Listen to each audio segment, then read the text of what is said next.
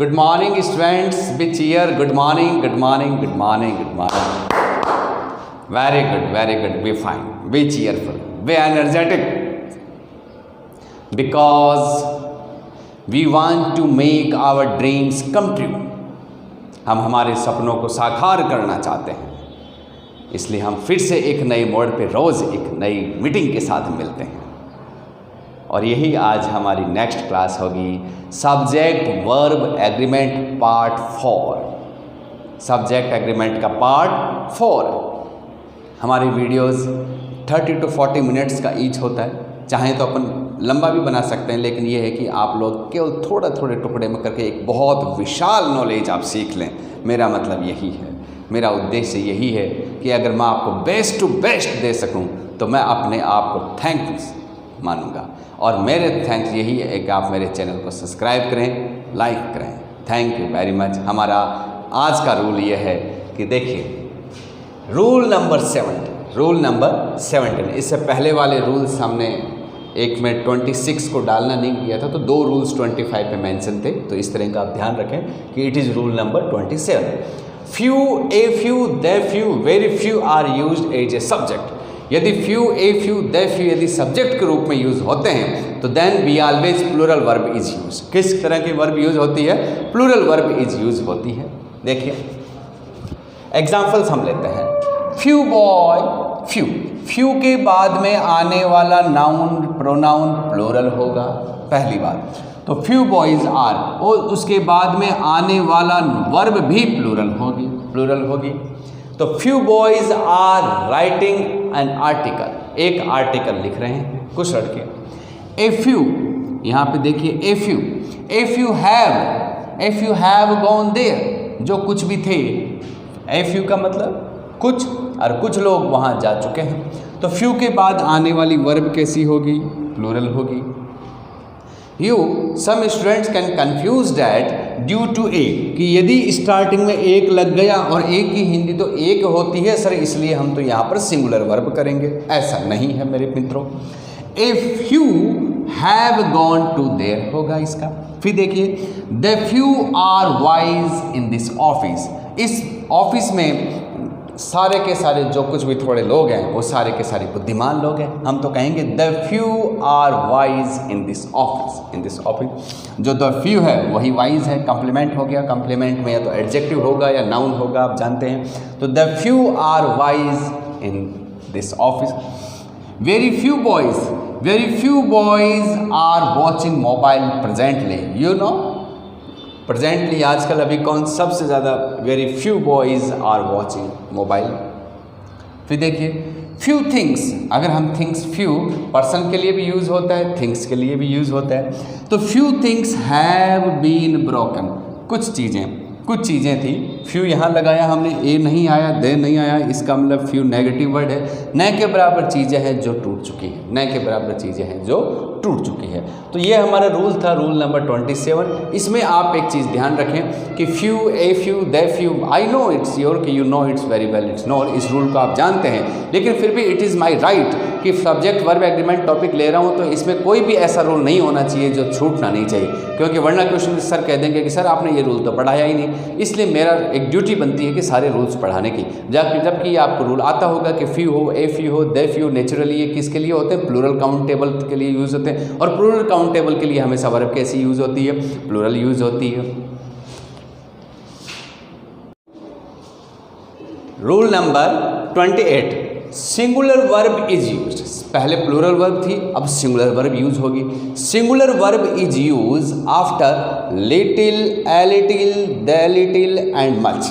आपको कहीं भी सब्जेक्ट में लिटिल दिख जाएं, ए लिटिल दिख जाएं, द लिटिल दिख जाएं या मच दिख जाएं, तो उसके बाद में आने वाला नाउन भी सिंगुलर होगा और वर्ब भी सिंगुलर होगी। देखिए, ए लिटिल सिंगुलर के लिए यूज़ हुआ, इसलिए यहाँ वाटर भी क्या है? सिंगुलर, अनकाउंटेबल है, इसलिए इन दोनों के लिए वर्ब भी क्या हुई? सिंगुलर वर्ब यूज़ हुआ।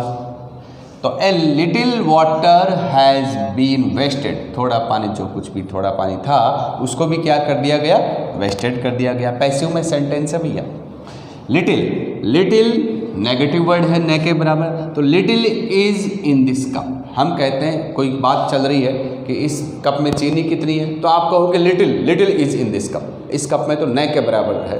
अब जो भी है, जो आपके टॉपिक चल रहा है। फिर देखिए द लिटिल कंप्लीट की बात होती है, ये little, a little, the little, ये सब क्या है, डिटर्मिनर्स हैं, और ये डिटर्मिनर के टॉपिक में मैं आपको बहुत अच्छी तरह से क्लियर करवाऊंगा। तो the little money has been earned, the little money has been earned, जो कुछ भी धन था वो सारा का सारा क्या किया गया है, कमाया गया है, चोरी नहीं किया गया। तो यहाँ पर ये क्या है, सिंगुलर के लिए यूज़ होता है। मनी भी क्या है, सिंगुलर अनकाउंटेबल नाउन, और हैज़ भी क्या हुआ, सिंगुलर वर्ब हुई। फिर देखिए लिटिल इज नॉन, लिटिल न के बराबर लोग, नॉन जानते हैं, अबाउट दिस मैन, इस आदमी के बारे में, तो लिटिल, तो लिटिल के लिए क्या आया, इज आया। फिर देखिए मच, मच की भी क्या होता है, लिटिल कम के लिए था, मच ज़्यादा के लिए है, दोनों ही अनकाउंटेबल नाउन सिंगुलर के लिए यूज़ होते हैं, सिंगुलर के लिए यूज़ होते हैं। तो मच हैज़ बीन डन, कुछ लोगों ने ये काम कर लिया, तो लोग नहीं है, तो much has been done, much has been done, अधिक किया गया है, अधिक किया गया। कोई भी वर्क की बात कर रही, वर्क की बात चल रही है कि आपने कितना वर्क कर लिया, तो आप कहोगे मच हैज़ बीन डन, है ना। तो इसमें देखिए मच शुगर, मच है एडजेक्टिव यूज हो रहा है यहाँ पे, किसको क्वालिफाई कर रहा है, शुगर को, एडजेक्टिव डिटर्मिनर होता है, तो यहाँ पर हम क्या कहेंगे, नाउन, क्योंकि डिटर्मिनर एडजेक्टिव से अलग हुआ है, इसलिए डिटर्मिनर की और एडजेक्टिव की दोनों की डेफिनेशन सेम होती है कि it is modify and qualify of the noun. तो देखिए मच शुगर, शुगर क्या है, अनकाउंटेबल नाउन है, सिंगुलर है, इसलिए वर्ब भी क्या हुआ, सिंगुलर वर्ब हुआ।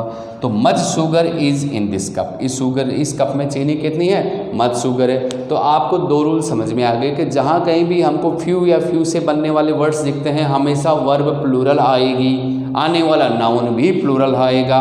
एक नई चीज़ आपने सीखी कि लिटिल या लिटिल से बनने वाले वर्ड्स, मच या मच से बनने वाले वर्ड्स, जितने भी जो भी हैं, इन सब के बाद में आने वाला जो नाउन होगा वो भी कैसा होगा, सिंगुलर होगा, और इसके बाद में आने वाली वर्ब भी कैसी होगी, सिंगुलर होगी। Very good.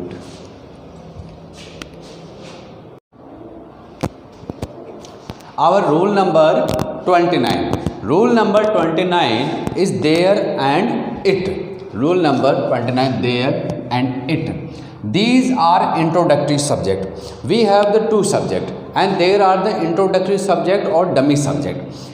One question can be asked in every competition exam that how many dummy verb or how many introductory subject.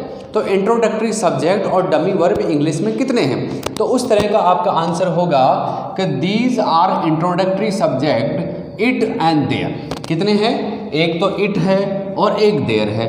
इन्हें चाहे तो इंट्रोडक्टरी सब्जेक्ट कह दें और चाहे तो डमी सब्जेक्ट कह दें, दोनों ही हैं। इन दोनों की एक बहुत बड़ी खासियत है, ये खासियत है कि इट के बाद या देयर के बाद आने वाला वर्ब, आने वाली वर्ब हमेशा आने वाले सब्जेक्ट के बाद में आती है, आने वाली सब्जेक्ट वर्ब के बाद में आने वाले सब्जेक्ट के अनुसार आती है। देखिए कैसे, हमने कहा it takes singular verb, it हमेशा सिंगुलर वर्ब लेगा, सिंगुलर सब्जेक्ट लेगा। इट के बाद आने वाली वर्ब भी सिंगुलर होती है और सब्जेक्ट भी, नाउन प्रोनाउन भी हमेशा सिंगुलर होता है। देखिए इट इज़, हमने एक एग्जाम्पल लिया, it is my duty, it is my duty, तो इट के बाद क्या आया, इज़ आया। हम कहें इट इज़ मोबाइल, तो इट के बाद क्या आया, मोबाइल, एक आया। तो इट के बाद आने वाला नाउन और आने वाली वर्ब हमेशा सिंगुलर होती है। बात क्लोज, देर पे आ जाओ। देखो singular and plural verb are use after there. दो हमने आर यूज किया क्योंकि हम दो बात कर रहे हैं, एक तो सिंगुलर की बात कर रहे हैं कि singular noun and singular or plural verb, singular or plural verb is used after there. हमने और लगा दिया, पहले एंड था, पहले यहाँ पे एंड था, एंड को हमने किया और कि या तो सिंगुलर हो सकता है या प्लूरल हो सकता है, किसके बाद में, देयर के बाद में। तो सिंगुलर और plural verb is used after there, singular भी होती है और प्लूरल भी होती है इसके बाद में। अब वो कैसे, देखिए, it is depend on subject, it is depend on subject. अब लोग समझेंगे नहीं कौन सा सब्जेक्ट, देखिए, which is used after verb, जो वर्ब के बाद आता है उसे हम बोलते हैं सब्जेक्ट। और उस सब्जेक्ट में हम क्या, वर्ब के बाद आता है जो सब्जेक्ट, यानी कि कंफ्यूज मत हो ना, ये केवल देयर और इट की बात बता रहा हूँ। फिर देखिए, there are 5 boys in the room, तो देयर क्या है, इंट्रोडक्टरी सब्जेक्ट है। आर क्या आया, वर्ब हुई। 5 बॉयज़ क्या है, सब्जेक्ट है। तो there are 5 boys in the room, तो जो ये आर है, आर देयर के अकॉर्डिंग नहीं है, ये 5 बॉयज़ के अकॉर्डिंग आर आया है। फिर देखिए, there are 12 rooms in this school, there are 12 rooms in this school, तो इस स्कूल में कितने रूम हैं, 12 रूम्स हैं। तो यहाँ पर इस देयर के अकॉर्डिंग आर नहीं आया है, इस 12 रूम के अकॉर्डिंग यहाँ क्या आया है, आर आया है। फिर देखिए, there is a lion in this forest, हमने कहा there is a lion in a forest, तो देयर के बाद इज आया, देयर इज आया, और इज किस लिए आया, ए लॉइन, क्योंकि ए लॉइन कितना था, एक था। तो इस एक लॉइन के लिए क्या आया, ए लॉइन है, तो ए लॉइन के लिए क्या आया, इज आया। फिर देखिए, there was a king, there was a king, तो इस देयर के अकॉर्डिंग वॉज नहीं आया है, इस ए किंग के अकॉर्डिंग यहाँ वाज आया है। तो आप समझ गए होंगे मेरे हिसाब से कि इट के बाद तो क्लियर हो गया कि वर्ब भी सिंगुलर होगी, नाउन भी सिंगुलर होगा। बात करें देयर की, THERE देयर की बात कर रहा हूँ, THEIR की बात नहीं कर रहा हूँ, तो THERE देयर, तो देयर के बाद में आने वाली वर्ब, उसके बाद आने वाले सब्जेक्ट नाउन या प्रोनाउन पर डिपेंड करती है, इसलिए इसको इंट्रोडक्टरी सब्जेक्ट या डमी सब्जेक्ट कहते हैं। और rule number 30 rule number 30 all, rule number 30 क्या है, ऑल का रूल है हमारे। अब जब हमने सेवरल, बोथ और वेरियसली, मैनी, मच लिया, उस समय हमने क्या नहीं किया, ऑल नहीं लिया था, क्योंकि हमने कहा था कि ऑल का डिफरेंट रूल है। सेवरल, वेरियस, मैनी के लिए एक चीज़ डिक्लेयर थी कि हमेशा इनके बाद प्लूरल वर्ब और प्लूरल नाउन प्रोनाउन यूज़ होते हैं। और मच, लिटिल, इनके लिए डिसाइड था कि इनके बाद आने वाली वर्ब हमेशा सिंगुलर होती है और नाउन भी कैसा आता है, सिंगुलर आता है। लेकिन यहाँ जो ऑल है, ऑल के बारे में ये है कि सिंगुलर भी हो सकती है और प्लूरल भी हो सकती है। कैसे, सिंगुलर और plural verb is used after all, हमने यहाँ कैन नहीं कहा कि हो सकती है, होती है, सिंगुलर भी यूज होती है, प्लूरल भी यूज होती है। अब कंडीशन क्या है, देखिए, ऑल इज राइट, कहीं आपने ये सेंटेंस भी सुना होगा, ऑल इज राइट, तो ऐसा बोला जाता है, सही है, तभी सुना होगा आपने। कभी आपने ये भी सुना होगा कि ऑल आर राइट, जब आपने ऑल आर राइट भी सुना, इसका मतलब ये भी सही होगा।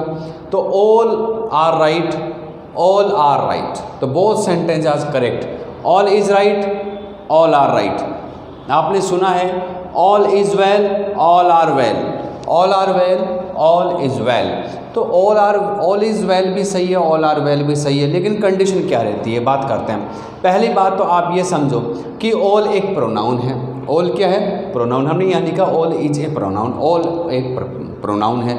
और ये जो प्रोनाउन है, ये प्रोनाउन डिस्ट्रीब्यूटिव प्रोनाउन में आता है। और ये प्रोनाउन, आपको पता है प्रोनाउन कहाँ यूज होता है, रिपीटेशन ऑफ नाउन, नाउन के रिपीटेशन को रोकने के लिए प्रोनाउन यूज़ करते हैं। तो किसी एक सेंटेंस को, एक सब्जेक्ट को डिनोट करने के बाद नेक्स्ट सेंटेंस में हम क्या करते हैं, प्रोनाउन यूज़ करते हैं। तो यहाँ देखिए हमने कैसे यूज़ किया है, there are 20 boys in this school, कितने बच्चे हैं, 20 बॉयज़ हैं। एंड ऑल आर वेल, सारे के सारे कैसे हैं, सबका चेक करा लिया, किसी का कोरोना नहीं है, और कोरोना नहीं है, ऑल आर वेल, सब ठीक है। And all are ready to go to picnic, और सारे के सारे कहाँ जाने के लिए तैयार है, पिकनिक जाने के लिए तैयार है, बड़े दिनों के बाद में।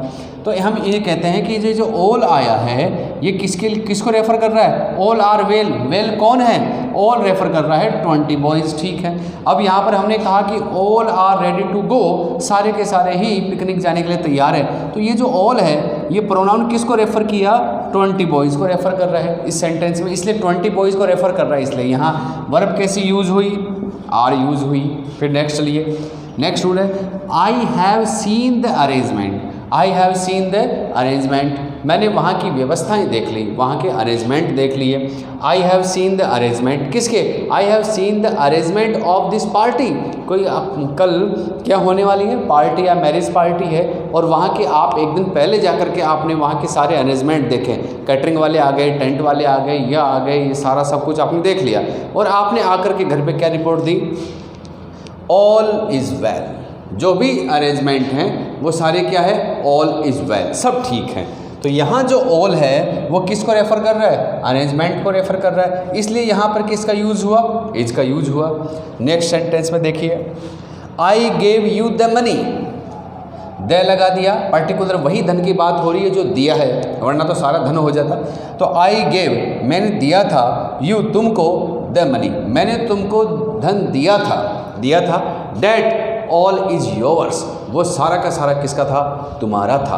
तो मनी क्या है? देखिए, मनी हमेशा अनकाउंटेबल नाउन होता है, और अनकाउंटेबल नाउन के लिए सिंगुलर वर्ब यूज होती है। तो ये जो ऑल है, ये ऑल किसको रेफर कर रहा है? मनी को कर रहा है कि ऑल कौन सी? जो धन था, वो पूरा का पूरा धन इज योवर्स, वो तुम्हारा है। तो मनी को रेफर किया ऑल, और ऑल मनी को रेफर कर रहा है, मनी को प्रोनाउन बन रहा है, इसलिए यहाँ किसका यूज होगा? इज का। इसलिए यहाँ पर क्या होगा? All is yours. यहाँ पर क्या हो रहा है? पजेसिव प्रोनाउन है, योवर्स लग करके, ठीक है। तो यहाँ पे योर मनी भी कर सकते थे, लेकिन योवर्स हमने किया, योवर्स, ठीक है। तो आप ऑल इज़ वेल भी सही है, ऑल आर वेल भी सही है, ऑल इज़ राइट भी ठीक है, ऑल आर राइट भी ठीक है। डिपेंड इस पे करता है कि ये जो ऑल आप बोल रहे हो, ये पहले वाले किस सब्जेक्ट को रेफ़र कर रहा है। अगर ये काउंटेबल प्लूरल नाउन को रेफ़र कर रहा है तो ऑल के बाद आर आना है, यानी कि प्लूरल वर्ब आनी है। और यदि ये सिंगुलर अनकाउंटेबल नाउन को या किसी भी सिंगुलर नाउन को रेफ़र कर रहा है तो फिर यहाँ ऑल के बाद क्या आएगा? सिंगुलर वर्ब आएगी। तो ये आपने देख लिया, ये था हमारे ऑल का रूल। क्योंकि most of the students they are very confuse to all, कि ऑल के बाद सिंगुलर वर्ब आएगी या प्लूरल वर्ब आएगी। ये ऑल का रूल में ही आप देखिए कंटिन्यूटी में हमारे नेक्स्ट स्क्रीन पर, all is use for everything. अगर ऑल एवरीथिंग को बताता है, किसको बताता है? एवरीथिंग, प्रत्येक चीज़ के बारे में बात करते हैं तो singular verb is used. All अगर एवरीथिंग की बात करता है तो सिंगुलर वर्ब यूज की जाती है, एंड सिंगुलर वर्ब यूज। फिर देखिए, all is in this room, हम all is in this room, यहाँ क्या है? इज है। तो all is in this room, इस कमरे में सभी सामान की बात कर रहे हैं, वस्तुओं की बात कर रहे हैं, तो all is in this room. और फिर उन सामान के लिए हम कह रहे हैं कि ऑल इज वेल, वो क्या है? सब ठीक है।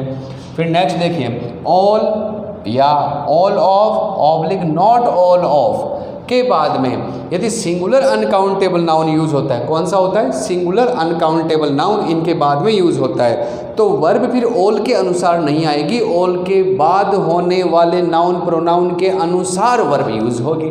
देखिए हमने क्या लिखा?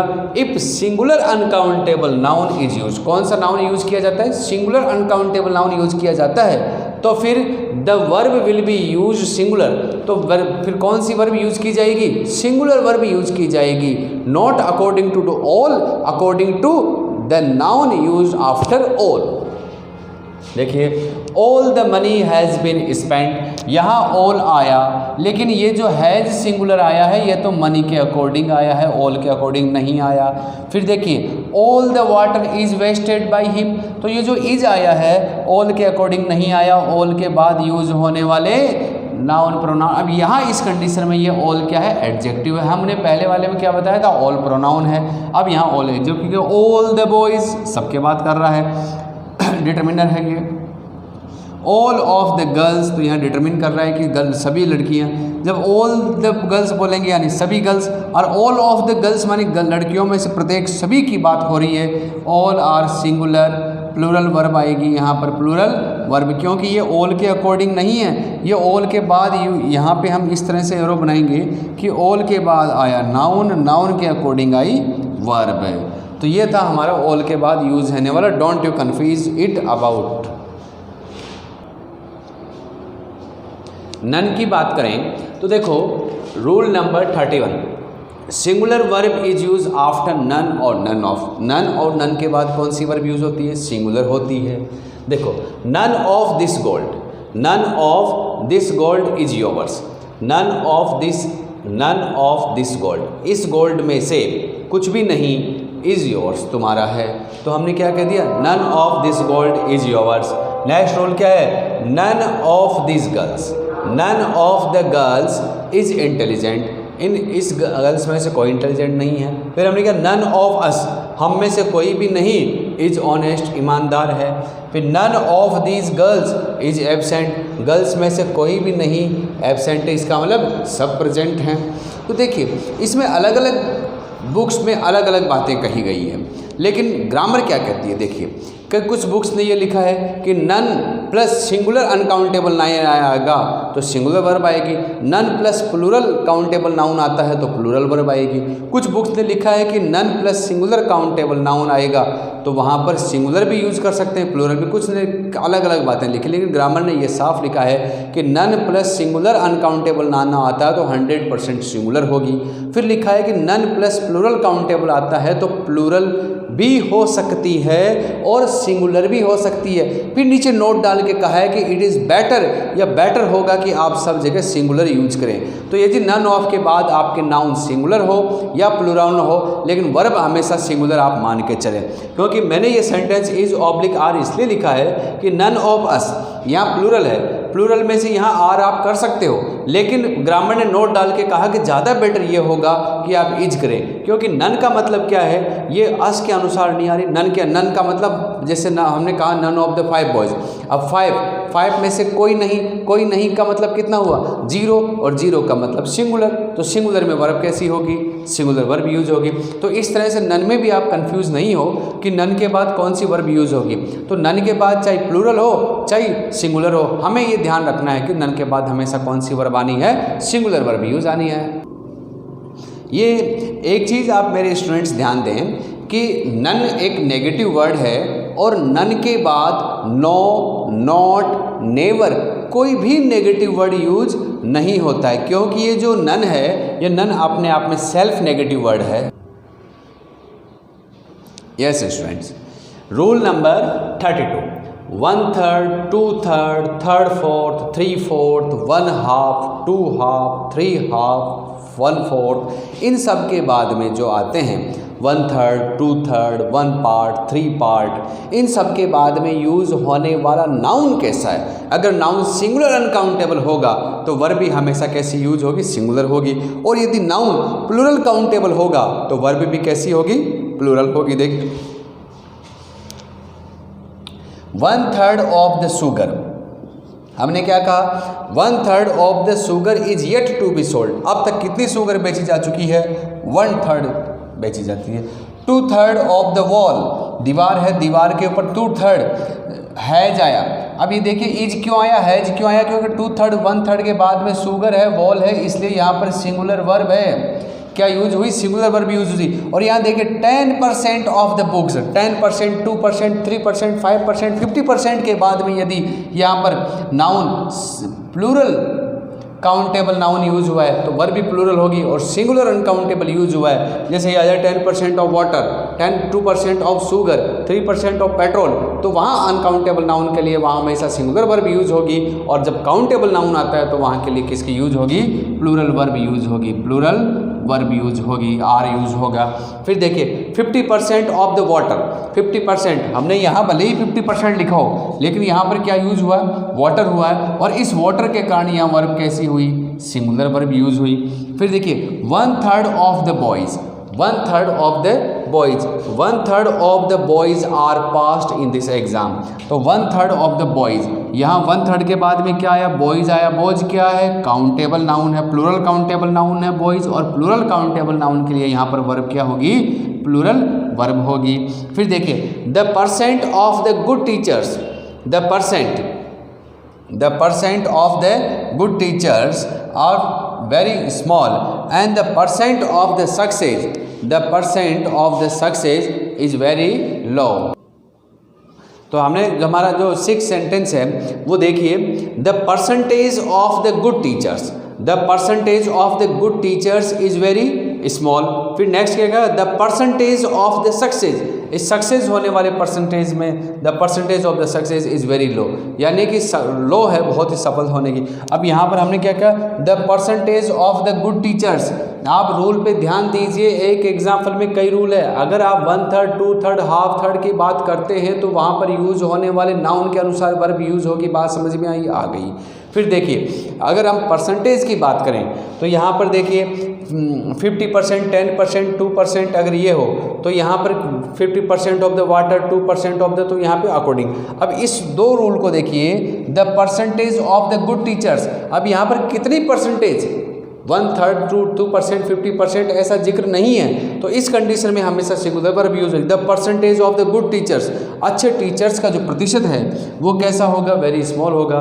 तो टीचर्स क्या है, प्लूरल नाउन है, फिर भी वर्ब कैसी आई, प्लूरल वर्ब यूज हुआ। फिर देखिए, the percentage of the success is क्या, सिंगुलर वर्ब यूज हुई, इज वेरी लो। तो ये परसेंटेज ऑफ द सक्सेस, इनके अंदर प्लूरल नाउन होते हुए भी यहाँ पर वर्ब सिंगुलर आ रही है। और 50%, 10%, 2%, 8%, 9% के बाद में यूज़ होने वाले नाउन के अकॉर्डिंग यूज़ होती है। 1/3, हाफ थर्ड, 1/2, 2/3, 4/4, 3, इन सब के बाद में वर्ब कैसी होगी, सिंगुलर होगी। तो आप इन सबसे ज़्यादा वर्ब में ज़्यादा कन्फ्यूज़ नहीं होकर के इनके बाद में होने वाले नाउन पे ज़्यादा एम्फेसाइज करें कि नाउन कैसा है। अगर नाउन सिंगुलर अनकाउंटेबल होगा तो वर्ब भी सिंगुलर होगी, नाउन यदि प्लूरल काउंटेबल होगा तो वर्ब भी प्लूरल होगी।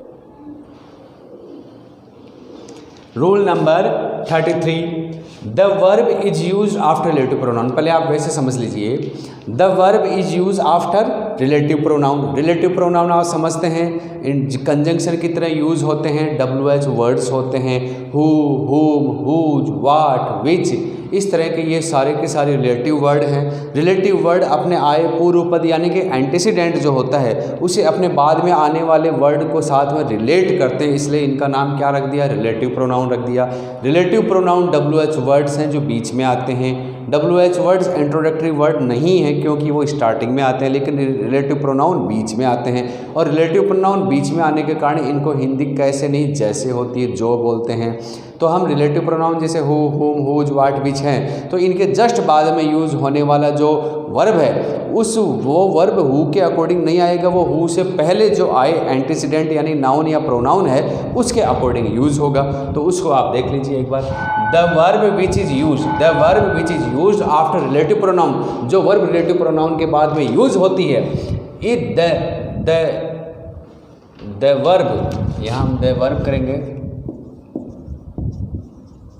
The verb is use according to antecedent. The verb is use according to antecedent. Antecedent का पूर्व पद, पूर्व पद क्या होता है, एंटीसीडेंट। एंटीसीडेंट क्या होंगे देखिए, द नाउन या pronoun is used before relative pronoun. Relative pronoun से जो पहले आता है पूर्व पद जो नाउन क्लोज कहलाता है पूरा, वो सारा का सारा क्या होता है, एंटीसीडेंट कहते हैं। एग्जाम्पल्स देखिए आप, इट इज़ आई, ये मैं हूँ। Who am going to university, ये मैं हूँ जो यूनिवर्सिटी जा रहा हूँ। तो यहाँ पर ये जो एम आया है, इस हु के अनुसार एम वर्ब नहीं आई है, इसके हु से रिलेटिव प्रोनाउन से पहले आने वाले एम के अकॉर्डिंग एम आया है। तो आप रिलेटिव प्रोनाउन हु, हुम, वाट, विच जो भी है इन सब के बाद वर्ब आएगी, क्योंकि ये सब्जेक्टिव केस में होंगे तब। तो सब्जेक्टिव केस में ये होंगे तो इनके पास वर्ब आएगी, और वर्ब आएगी तो इनसे पहले आने वाले नाउन के अकॉर्डिंग होगी, यानी हु का कोई रोल नहीं है एम में, क्योंकि हमने एक एग्जांपल लिए हु, लेकिन फिर भी वर्ब कैसी आई है, एम, आर, इज, हेल्प। तो यहाँ देखिए आई आया, इसलिए हु के बाद क्या आया,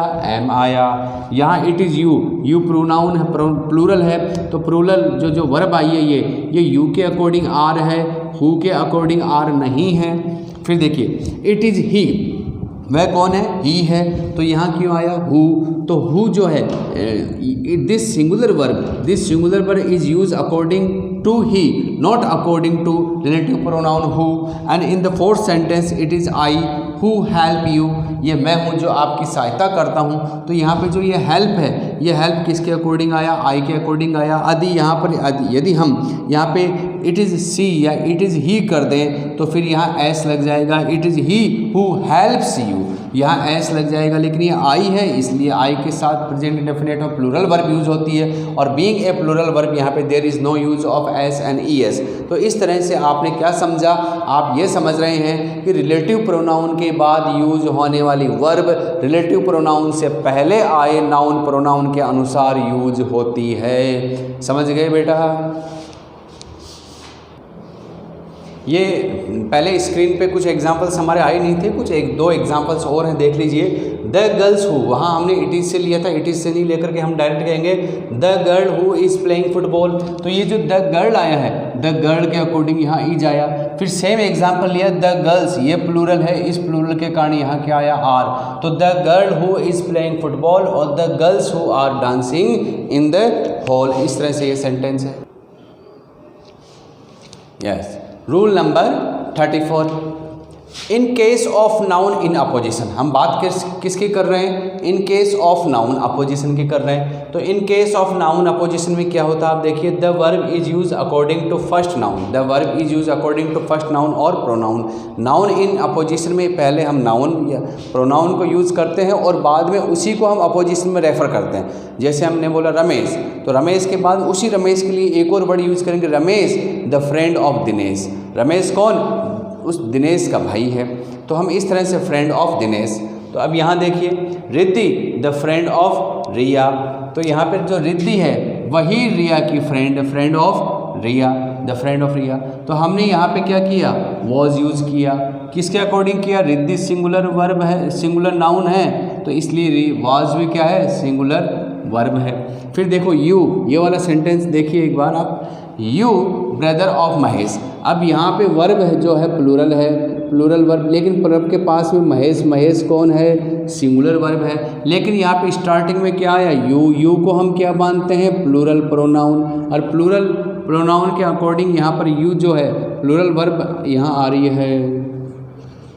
फिर देखिए आई, अब इस सेंटेंस में भी आप देखिए आई, यहाँ क्या है? हरीश। हरीश के अकॉर्डिंग तो वैसे ई जाना चाहिए, लेकिन हरीश के अकॉर्डिंग नहीं आएगा। ये जो एम आया है, ये एम यहाँ जो फर्स्ट नाउन या प्रोनाउन जो होता है उसके अनुसार आता है। तो ये क्या हो गया? I Mr Harish I am not dishonest, dishonest नहीं है। फिर देखिए सी, तो ये जो एम किसके अकॉर्डिंग आया? आई के अनुसार। मिस्टर हरीश के अकॉर्डिंग नहीं आया। सी सिस्टर ऑफ राधिका, सी कौन है? Sister of Radhika. तो यहाँ पर जो सी के अकॉर्डिंग क्या आया? इज आया, सिंगुलर वर्ब आई, किसके अकॉर्डिंग? सी के अनुसार। सिस्टर ऑफ राधिका प्लूरल है या सिंगुलर, हमें इससे मतलब है नाउन इन अपोजिशन में फर्स्ट के अकॉर्डिंग यूज़ होती है, हमें तो मतलब है नहीं, लेकिन हम ये कह रहे हैं कि यहाँ पर सिंगुलर वर्ब यूज़ होगी किसके अकॉर्डिंग? नाउन इन अपोजिशन में। और नाउन इन अपोजिशन होता क्या है? जब दो नाउन या प्रोनाउन एक ही वर्ड को इंडिकेट करें, उसी के लिए आए। जैसे सी है तो see the sister of Radhika. अब ऊपर वाले सेंटेंस में देखिए यहाँ पे आई आया है, I Mr Harish I am not dishonest. तो आई के अकॉर्डिंग एम हुआ है, हरीश के यानी कि मैं ही मिस्टर हरीश हूँ, मैं ही अपने आप को रेफर कर रहा हूँ। ऊपर वाले में सेंटेंस सेकंड में देखिए यू ब्रदर ऑफ महेश, तो जो यू है वही ब्रदर ऑफ महेश है। तो महेश के अकॉर्डिंग आर नहीं आया, आर किसके अकॉर्डिंग आया है? यू के अनुसार आया है। तो एक सेंटेंस क्या है? You brother of Mahesh are poor in maths. Our next rule, rule number 35। तो रूल नंबर 35 देखिए अब क्या है कि यहाँ पे सिंगल इन्फिनेटिव, सिंगल इन्फिनेटिव आप जानते हैं 2 प्लस फर्स्ट की फर्स्ट फॉर्म। तो सिंगल इन्फिनेटिव हो, सिंगल जेरेंड हो, सिंगल क्लोज हो, किस में? सब्जेक्ट में। तो वर्ब भी कैसी आनी? सिंगुलर आनी, क्योंकि उसे एक यूनिट मानते हैं। और यदि डबल हो, दो इन्फिनेटिव हो, दो जेरेंड हो, दो क्लोज हो, किससे कनेक्ट हुए? एंड। तो वर्ब कैसी आनी है? प्लूरल आनी है। इधर देखिए single infinitive, single gerund and single clause are use as a subject, then singular verb is use. Example देखिए, 2 प्लस वर्ब की फर्स्ट फॉर्म क्या हुआ? इन्फिनेटिव हुआ। तो to laugh is good habit, हंसना ही एक अच्छी आदत है। किसके लिए? आपके लिए। अच्छा, फिर देखिए number 2, playing is good habit. Playing is good habit, playing क्या है? हमने इधर मेंशन किया है। टू लाफ इन्फिनेटिव है। Playing is good habit gerund, ये क्या है? जेरेंड है, ING अपन नाउन वाले चैप्टर में पढ़ेंगे इसको। फिर देखिए हमने क्लोज को मेंशन किया है। Where he lives, where he lives is not known to me, वो कहाँ रहता है ये मैं नहीं जानता। तो वेयर ही लीव्स जो ये है नाउन क्लोज, नाउन और नाउन क्लोज क्या बनेगा, सब्जेक्ट बनेगा, वेयर ही लिव्स। फिर यहाँ क्या आ गया, इज। तो noun clause, adverb clause, adjective clause ये अपन क्लोज वाले चैप्टर में पढ़ेंगे। तो देखिए where he lives is not known to me, ये पूरा का पूरा जो वर्ड है ये पूरा एक नाउन फ्रेज बना है ना, इसको हम क्लोज बोलेंगे, क्लोज। फिर देखिए to run and to play are good habit, they two infinitives are connect with and, so it is the verb is used plural. And in the next sentence there are the two gerunds. Gerund you know it's very well that the verb plus ing and working as a noun, subject का काम करती है तो noun का काम करें। तो writing and reading there are two gerunds, तो verb is singular, plural verb are का यूज हुआ है, writing and reading are good for him। फिर देखिए what we say it is one clause and what we do, जो हम कहते हैं या जो हम करते हैं आर क्लियर, वो क्या होना चाहिए, हमारा क्लियर होना चाहिए। तो ये हमारा एक क्लोज हुआ, ये दो क्लोज हुआ। दो क्लोज किससे जुड़े हुए हैं, एंड से जुड़े हुए हैं, इसलिए यहाँ वर्ब कैसी आई, प्लूरल वर्ब यूज हो रही है। तो infinitive gerund not only subject but also infinitive gerund and clause भी किस में यूज़ हो सकते हैं, सब्जेक्ट के अकॉर्डिंग यूज हो सकते हैं, और जो सब्जेक्ट के अकॉर्डिंग है उस अकॉर्डिंग उनकी क्या हो जाएगी, वर्ब यूज हो जाएगी। तो रूल नंबर 35,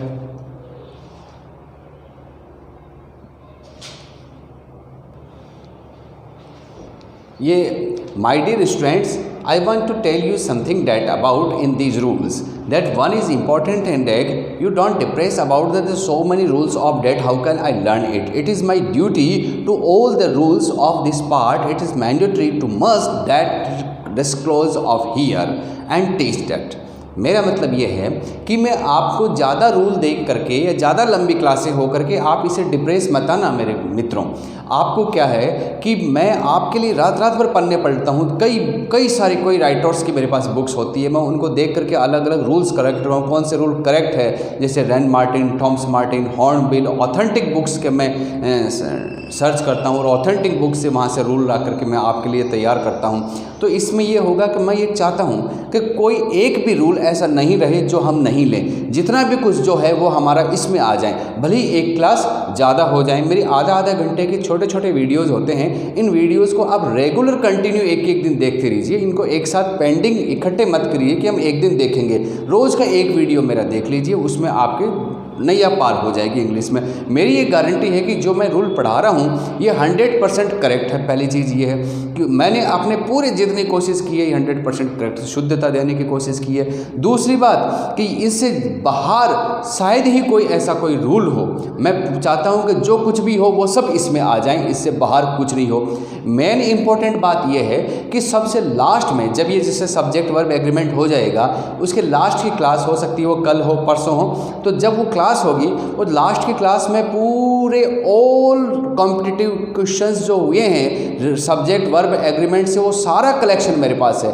उन सारे के सारे कलेक्शन से मैं आपका क्या लूँगा, पूरा एक हमारी समरी हो जाएगी या रिवीजन कह दो, तो पूरे के पूरे क्वेश्चन आंसर्स होंगे, हमारे एक्सरसाइज होगी। किसकी एक्सरसाइज होगी, सब्जेक्ट वर्ब एग्रीमेंट की। और हर एक्सरसाइज को पढ़ाते समय हर रूल को मैं बता करके बताऊंगा कि यहाँ ऐसा क्यों आया, क्योंकि ऐसा हुआ इसलिए आया। तो वो हमारा एक रिवीजन भी हो जाएगा और पूरे क्वेश्चन आंसर की एक एक्सरसाइज भी हो जाएगी। तो मेरे हर सब्जेक्ट के 100 में से है, किसी के 200 एक्सरसाइज है, किसी के 100 है, किसी के 300, मेरे पास क्वेश्चंस का कलेक्शन बहुत है।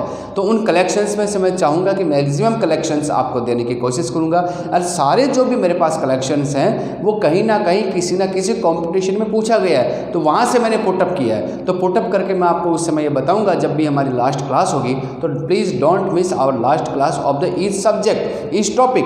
हर सब्जेक्ट के हर टॉपिक के बाद में जो हमारी लास्ट क्लास लूँगा मैं, वो हर टॉपिक के बाद में होगी और वो उसकी क्या होगी, एक्सरसाइज क्लास होगी। और उस एक्सरसाइज क्लास में आपको ये पता चलेगा कि किस किस तरह के एग्ज़ाम में क्वेश्चंस आते हैं और किस किस तरह से पूछे जाते हैं, किस तरह से उनका सोल्व आंसर दिया जाता है। लेकिन वो हम सोल्व तभी कर पाएंगे जब उसके पहले के सारे वीडियो हमारे देखे हुए होंगे। हम ये चाहें कि पहले वाले वीडियो नहीं देखें और बाद वाला सारा एक साथ देख लें तो आपके कुछ समझ में नहीं आएगा। वो एक रिवीजन होता है और रिवीजन तभी बेटर यूज़फुल प्रोडक्टिविटी होता है जब पहले की वीडियो हमारे क्लियर समझे हुए हो, देखे हुए हो। तो आप मेरे रेगुलर वीडियोज़ को आप देखते रहना मेरे मित्रों। और आप लोग इसको लाइक भी करें, सब्सक्राइब भी करें। और आप लोग तो जैसे वीडियो पोस्ट करने के बाद आप मेरे से क्वेश्चन आंसर पूछ लेते हो, डिस्कस कर लेते हो, लेकिन जो मेरे स्टूडेंट्स हैं, मेरे फ्रेंड्स हैं जो यूट्यूब पे देखते हैं, आपको जो कुछ भी डाउट हो, जो कुछ भी करना हो, आप कमेंट्स के थ्रू आप मेरे से क्वेश्चन पूछ सकते हैं। किसी भी टाइम पे मैं उसका हर चीज़ का रिप्लाई दूंगा। Thank you very much.